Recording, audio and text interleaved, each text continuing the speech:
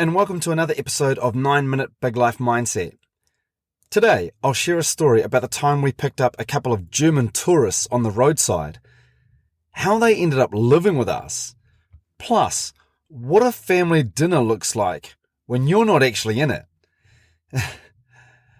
Cool, so in 2018, Debs and I had just finished shopping at the supermarket in Newlands. We'd taken 2 cars for some reason and agreed to meet back at home. On my way out of the car park, there's this old abandoned bus stop, and as I drive by it, I see these 2 young guys in their early 20s or so cooking over a small gas element. Now, knowing that this bus stop has been unused for years, it's obvious these guys were clearly out of towners and possibly out of their depth. So I pull a U-turn, park up, walk over, and ask if they need any help. This whole time, even while I'm driving, I'm watching every single movement they're making. What they're wearing, their backpacks, how they're interacting, body language, everything. It's that threat assessment thing I've spoken about in a few previous episodes. These 2 guys, Rob and Eno, are travelling around New Zealand and found themselves in the thriving metropolis of Newlands.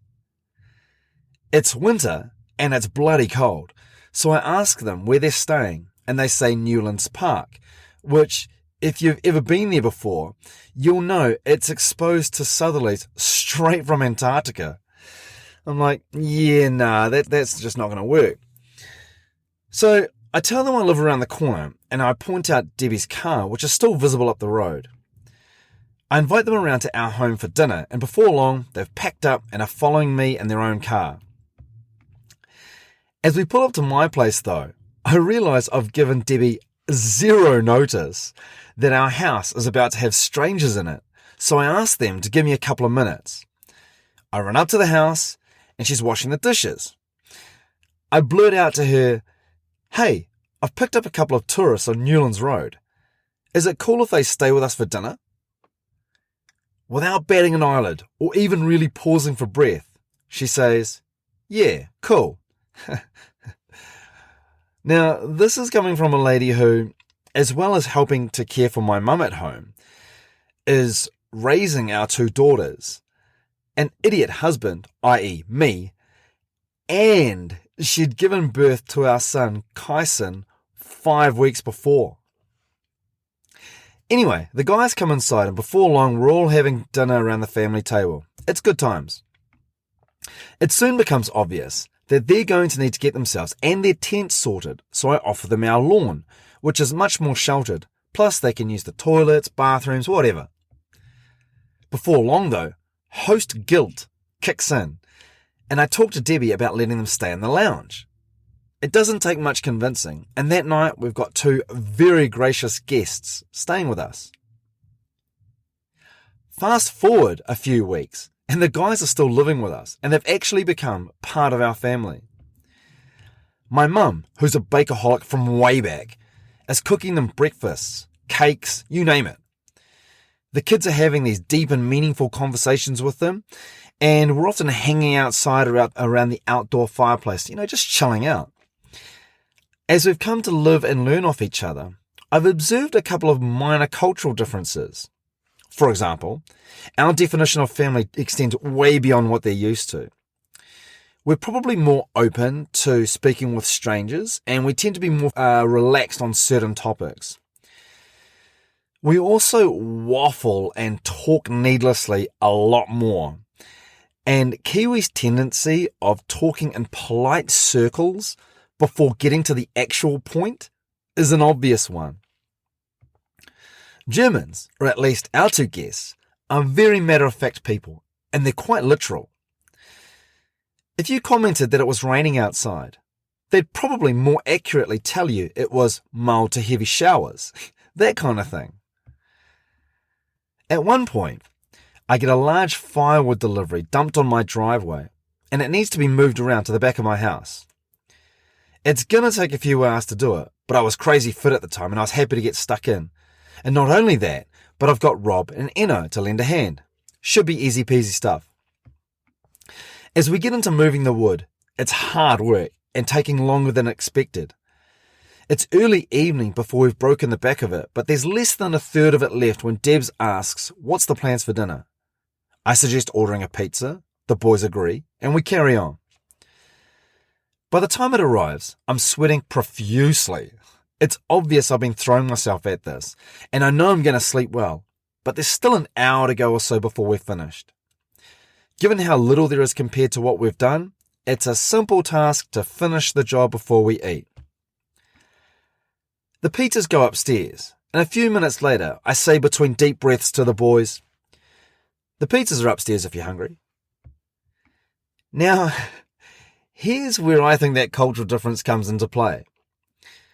In my mind, I had just assumed that, with such a little amount of work left, we'd smash it out and then we'd all sit around the table for dinner. Not so. The boys checked in with each other if they were hungry, agreed they were, then proceeded to put down the wood they were carrying and headed inside for tea.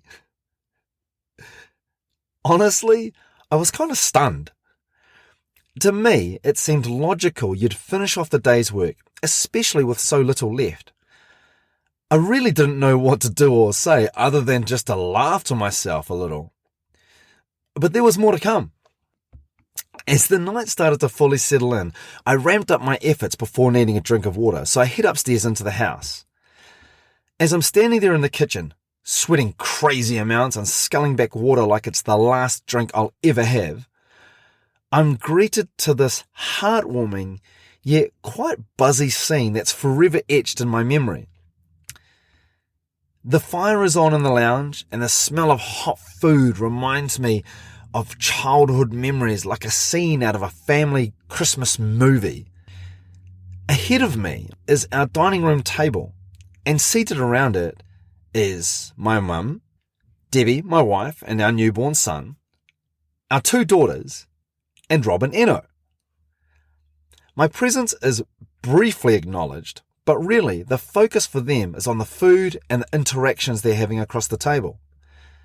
There's laughter and several conversations taking place at the same time. It's got all the hallmarks of people who feel safe, content, and warm. I look at all of this taking place, and there's not an ounce of negativity or frustration in my mind that this is happening without me, that I'm starving, or that the job downstairs isn't finished. Nah, man, the feeling that overwhelms me is one of this immense pride and happiness. My family, together with these 2 young tourists that we've picked up on the side of the road, have created a home that is bursting with love.